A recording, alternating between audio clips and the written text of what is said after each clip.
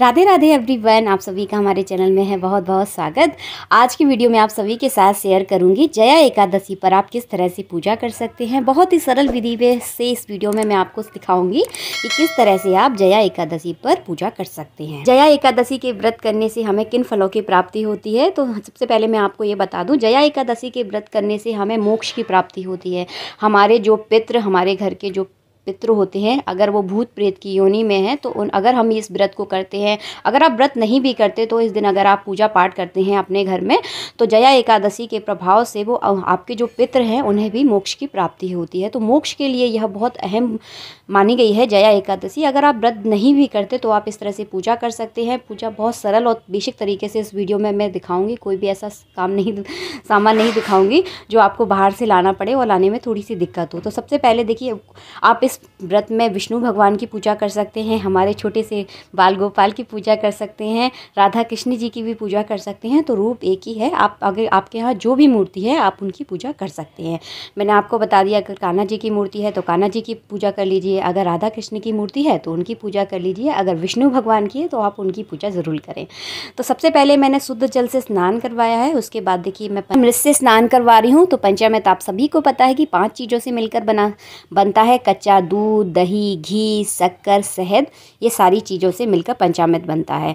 तो याद रखें, आप इस चीज़ का ध्यान रखें। स्नान वाले पंचामृत में कभी भी तुलसी नहीं डाली जाती। कहा जाता है कि जब हम पंचामृत में तुलसी डाल देते हैं, मतलब खाने पीने की जिन चीज़ों में भी हम तुलसी डाल देते हैं तो उनका भगवान जी भोग लगा लेते हैं। तो स्नान के जो पंचामृत हमने बनाया है उसमें आप तुलसी ऐड ना करें, इस चीज़ का थोड़ा सा ध्यान रखें। इसके बाद देखिए आप शुद्ध जल से स्नान करवा लें। और बार बार वो सारी बातों को मैं इसलिए रिपीट करती हूँ ताकि देखिए बहुत सारे लोग होते हैं जो मुझसे नए जुड़ते हैं, तो सभी को ये सारी जानकारी मिल सके।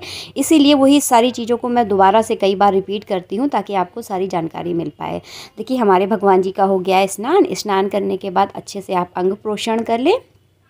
देखिए इसने प्यार से, बहुत देखिए कितने प्यार से टुकुर टुकुर देख रहे हैं। और बहुत सारे लोग मुझसे पूछ रहे थे, बहुत सारे तो नहीं लेकिन कुछ लोगों ने पूछा था कि आपके कान्हा जी की आंखें बहुत ज़्यादा काली काली लगती हैं, क्योंकि हमारे कान्हा जी ने बहुत मोटा मोटा वाला काजल लगा रखा है ना, इसीलिए इतनी काली काली उनकी आँखें लगती हैं। और हम भी तो अपने बच्चों को बहुत मोटा मोटा वाला काजल लगाते थे। मुझे याद है जब मेरा बेटा बहुत छोटा था ना, तो मैं भी उसे इसी तरह का काजल लगाती थी। और बच्चों पर काजल बहुत ज़्यादा सूट करता है, बहुत प्यारे लगते हैं बच्चे। उनकी जो नई आँखें होती हैं ना, बच्चों की आंखों में क्या एक नीलापन होता है, और जब वो काजल लगाते हैं ना तो बहुत प्यारी लगती हैं उनकी आंखें। इसके बाद देखिए मैंने अंग प्रोक्षण कर लिया है। इसके बाद देखिए आप इत्र से मालिश करें। तो सुगंधित इत्र से मालिश की जाती है। अगर आपके पास सुगंधित तेल है तो आप सुगंधित तेल से मालिश कर सकते हैं। स्नान के बाद हमेशा सुगंधित चीज़ों से मालिश की जाती है। तो यहाँ पे देखिए मैं इत्र से मालिश करती हूँ। हल्के हाथों से आपको मालिश करनी है। अगर आप कोई रिंग वगैरह पहने हैं तो उसको उतार दें, क्योंकि भगवान को देखिए चुभनी नहीं चाहिए। मैं पहनी हूँ लेकिन उसमें कलावा लगा हुआ है तो इतनी चुभती नहीं है, और थोड़ा ध्यान से करें आप। इसके बाद देखिए आपके पास जो भी पोशाक है आप पहना सकते हैं। तो मेरे पास भी बहुत पुरानी पोशाक है, अभी कोई नई पोशाक मैं लेकर ही नहीं आई हूँ। तो देखिए मैंने ये वाली पोशाक मैंने पहना दी है, और हमारे कान्हा जी तो इसी में बहुत ज़्यादा प्यारे लगने लगते हैं। तो बस अब इसके बाद देखिए आपका जो भी भगवान जी का जो भी आप श्रृंगार करते हैं वो श्रृंगार कर सकते हैं। देखिए मैं इसके बाद चंदन लगाती हूँ, और देखिए मेरे कान्हा जी हो जाते हैं बिल्कुल रेडी। बहुत ज़्यादा नहीं लगाती कुछ भी। आप जो भी श्रृंगार करते हैं वो कर सकते हैं। आपको जो भी पसंद है आप अपने हिसाब से देख लें। माला, मुकुट, बाल वगैरह जो भी आप लगाना चाहते हैं आप लगा सकते हैं। तो इस प्रकार से देखिए आपको कान्हा जी का करना है श्रृंगार। और देखिए आप चावल ना लगाएं, याद रखें एकादशी पर कभी भी चावलों का यूज़ नहीं किया जाता। चावलों की जगह आपको तिली का यूज़ करना है। आप सफ़ेद तिली का भी यूज़ कर सकते हैं। तो देखिए इस तरह से देखिए चावलों की जगह मैंने सफ़ेद तिली लगाई है। हमेशा आसन के लिए वैसे तो देखिए सारी पूजाओं में चावल रखे जाते हैं, लेकिन एकादशी की पूजा में हमेशा तिली रखी जाती है, याद रखना। विष्णु भगवान की पूजा में जो है ना चावल निषेध माने जाते हैं, हमेशा तिली का ही यूज़ किया जाता है। तो देखिए मैंने बाल भी लगा दिए, मुकुट भी लगा रही हूँ अभी। तो बस इसके बाद देखिए आप मुकुट लगा दें, और देखिए भगवान को देखिए अपने स्थान पर देखिए कर दिया है मैंने विराजमान। आप चाहे तो फूलों का आसन भी भगवान को दे सकते हैं, फूलों का भी बहुत अच्छा लगता है आसन। भगवान बहुत प्यारे लगते हैं फूलों के बीच में बैठे हुए। तो देखिए हमारे छोटे से बाल गोपाल ने अपनी जगह देखिए स्थापित हो गए हैं। बहुत प्यारे लग रहे थे, बहुत ही सुंदर लगते हैं। कभी कभी तो ठाकुर जी का जो रूप होता है ना वो बहुत ही ज़्यादा निखर कर आता है, बहुत ही प्यारे लगते। और उनकी मनपसंद बांसुरी मैंने रख ली है। छोटी बांसुरी नहीं रखती मैं, बहुत बड़ी वाली बांसुरी है मेरे घर पर। इस बांसुरी का भी अपना एक महत्व होता है, पहले मैंने आपको शायद बताया है। अगर नहीं बताया तो आप पहले की वीडियोस जाके चेक करें, वहाँ पर मैंने दिखाया है कि बांसुरी रखने का बहुत ज़्यादा महत्व है घर में। और देखिए इसके बाद देखिए जो कथा एकादशी की कथा का भी पूजन आज के दिन ज़रूर किया जाता है। तो पीछे देखिए मैंने एकादशी की कथा की जो पुस्तक है वो भी मैंने रख ली है, इसका भी आप ज़रूर पूजन करें। तो देखिए सबसे पहले हमने कान्हा जी का पूजन कर लिया। अब सबसे पहले हम चढ़ाएंगे पुष्प। तो आप पुष्प चढ़ा दें, जो भी पुष्प आपके यहाँ है उपलब्ध। अगर माला है तो माला पहना सकते हैं, और जो भी आपके यहाँ पुष्प है पुष्प ज़रूर अर्पण करें। तो देखिए हमने सबसे पहले कान्हा जी को पुष्प अर्पण किया है। इसके बाद देखिए आप दीपक का पूजन अवश्य करें। दीपक हमेशा पूजा करने से पहले आप दीपक को प्रज्वलित ज़रूर कर लें, और दीपक हमेशा घी का जलाएँ, इस चीज़ का याद रखें। बाद देखिए हम पुष्प से दीपक का पूजन करेंगे। तो देखिए दीपक पर देखिए मैंने पुष्प चढ़ा दिया है, तो दीपक का पूजन भी हो गया। और इसके बाद देखिए आप कथा का पूजन करें। तो कथा में भी वही चंदन और तिली लगाकर आपको कथा का पूजन करना है। तो इस तरह से आपका कथा का पूजन हो जाता है। और पुष्प हो तो आप कथा पर पुष्प ज़रूर चढ़ा दें। तो इस तरह से हम कथा का पूजन करेंगे।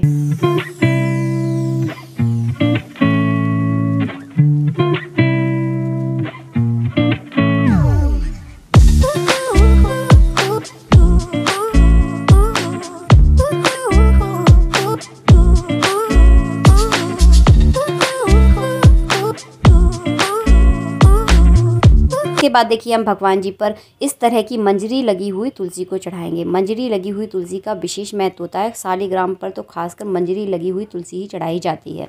तो बहुत ज़्यादा अहम महत्व है, मतलब भगवान जी से बहुत जल्दी प्रसन्न हो जाते हैं अगर आपकी कोई विशेष मनोकामना है। और आप अगर डेली मतलब लगातार ऐसी मंजरी लगी हुई तुलसी अगर भगवान जी पर अर्पण करते हैं तो आपकी हर मनोकामनाएं बहुत जल्दी पूरी होती हैं। उस मनोकामना को पूरी होने से कोई नहीं रोक सकता। तो भगवान जी इस चीज़ से बहुत जल्दी प्रसन्न होते हैं। तो देखिए इस तरह की तुलसी आपको हमेशा अपने भगवान जी पर देखिए चढ़ाना है, और खासकर शालिग्राम पर तो ज़रूर चढ़ाई जाती है। तो देखिए ये हो गई, देखिए हमारे कान्हा जी पर चढ़ा दी हमने तुलसी।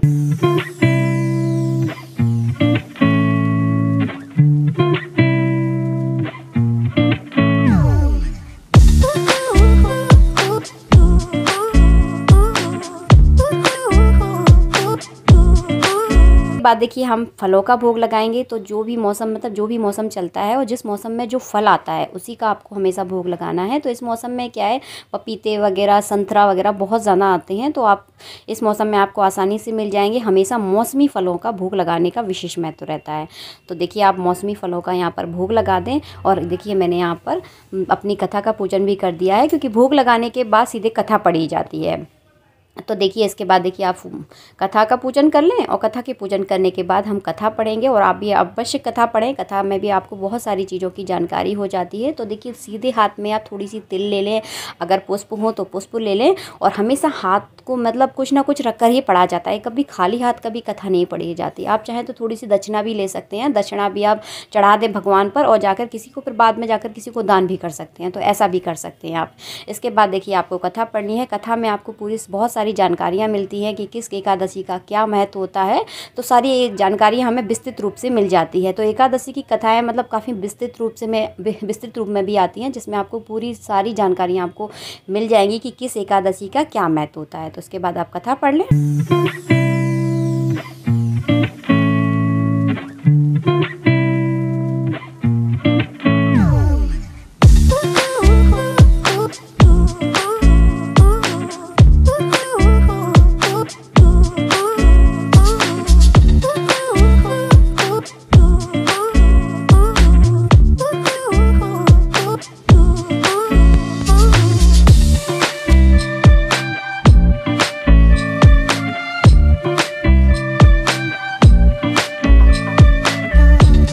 तरह से देखिए आप एकादशी की कथा पढ़ लें, और कथा पढ़ने के बाद करेंगे हम हवन की तैयारी। एकादशी पर आप चाहें तो हमेशा हवन कर सकते हैं, बहुत अच्छा माना जाता है एकादशी पर मतलब हवन करना। हवन तो मतलब हर पूजा में हमें करना चाहिए, बहुत ज़्यादा महत्व है। हवन करने से हमारे घर में जितने भी दोष होते हैं पूरी तरह से ख़त्म हो जाते हैं, और बहुत ज़्यादा पॉजिटिविटी आती है हमारे घर में। बहुत वातावरण जो होता है ना बहुत अच्छा हो जाता है। अगर आपके घर में कलेश रहता है ना तो आप डेली हवन कीजिए, बहुत जल्दी मतलब आपके घर का जो कलेश है ना धुएँ की तरह आपके जीवन से उड़ उड़ जाएगा। परेशानियाँ अगर हैं तो आप डेली हवन कीजिए, बहुत मतलब बहुत ज़्यादा बेनिफिट होते हैं। और आप हवन के द्वारा आप जो भी मतलब भोग लगाते हो ना, सीधे आपके देवी देवताओं को लगता है, तो बहुत अच्छा माना जाता है। तो देखिए आप एकादशी पर हवन भी कर सकते हैं। इस तरह से देखिए आप अग्नि प्रज्वलित कर लें। बहुत सारे लोग कहते हैं कि हमारे यहाँ ये लकड़ियाँ नहीं मिलती, तो आप इस तरह से देखिए नारियल पर भी हवन कर सकते हैं। इसीलिए मैंने आपको नारियल पर हवन कर कर दिखाया है। तो देखिए नारियल में आप देखिए इस तरह से अग्नि प्रज्वलित कर लें। उसके बाद देखिए 11-21 आहुतियाँ, आपको जो भी विष्णु भगवान का मंत्र आता है या नहीं भी आता तो आपका जो भी गुरु मंत्र है, अगर गुरु मंत्र भी नहीं है आपके पास तो आपके पास जो भी गायत्री मंत्र, और सब देखिए सबको आता है, तो आप गायत्री मंत्र से भी देखिए इस तरह से हवन कर सकते हैं। 11, 21, 51 जितनी आपकी श्रद्धा हो। साकल हवन सामग्री को बोला जाता है, जो कि आपको आसानी से मार्केट में मिल जाती है। तो साकल से देखिए आपको इस तरह से हवन करना है। हवन करने के बाद देखिए शक्कर का आप भोग लगा सकते हैं। मीठे का हमेशा भोग लगाया जाता है। अगर देखिए आपने फलाहार बना लिया है तो आप फलाहार का भी यहाँ पर भोग लगा दें। अगर नहीं बनाया है, नहीं बन पाया है सुबह सुबह, तो आप देखिए शक्कर का, शक्कर सबसे बढ़िया है, तो आप शक्कर का देखिए इस प्रकार भोग लगा दें। 11-21 बार भी आप शक्कर से भी आप हवन कुंड में आहुतियाँ दे सकते हैं। तो सीधे देवी देवताओं को आपको मिल जाएगी ये आहुति शक्कर की। इसके बाद देखिए आपको आरती करनी है, तो अपने पूरे परिवार के साथ मिलजुल कर आरती करें। हमेशा कहती हूँ मैं, हमेशा अपने परिवार के साथ मिलजुल कर आपको आरती करना है। तो आपकी जो भी देखिए आपको जो भी आरती आती है अपने भगवान जी की, तो आप कर सकते हैं। प्रेम पूर्वक देखिए इस तरह से आप आरती करें। हमेशा देखिए मैं मंदिर के पास ही पूजा करती हूँ। आपके यहाँ जो भी पूजा का स्थान है आप वहाँ कर सकते हैं। आरती करने के बाद देखिए हम अर्घ देंगे। तो इस तरह से देखिए ये अर्घा है, तो 3 बार घुमाया जाता है भगवान के ऊपर, और इसका जल हमें अपने ऊपर ज़रूर छिड़कना चाहिए। आपके छोटे छोटे बच्चे हैं तो आप उनके ऊपर छिड़कें। आपके घर में जो भी सदस्य हैं आप उनके ऊपर ज़रूर छिड़कें। भगवान का आशीर्वाद मिलता है। तो बहुत मतलब जल छिड़कने से ना मन को बहुत ज़्यादा शांति मिलती है। कभी छिड़क कर देखना, बहुत अच्छा माना जाता है। इसके बाद देखिए ये हो गई हमारी पूजा संपन्न। आई होप आपको हमारी पूजा विधि बहुत अच्छी पसंद आई है। अगर वीडियो अच्छा लगता है तो वीडियो को लाइक ज़रूर करें और